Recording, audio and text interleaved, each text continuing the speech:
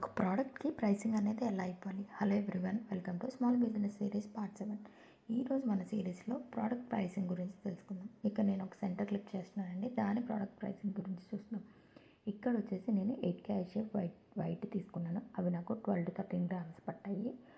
4 centre clip కోసం 4 clip stones తీసుకున్నాను. అలాగే ఒక సెంటర్ క్లిప్ తీసుకున్నాను, గమ్ యూజ్ చేశాను, 4 బేసెస్ యూజ్ చేశాను. ఇవన్నీ ఎంత కాస్ట్ పడుతున్నాయని ఒక చార్ట్ చూసుకొని మనం అలాగే ఎంత టైం ఈ మేకింగ్ కోసం మనకు పడిందో దాన్ని ఛార్జ్ చేసుకోవాలండి. ఇప్పుడు మనము ఒక 60 రూపీస్ అయితే నేను దీనికి ఛార్జ్ చేస్తున్నానండి.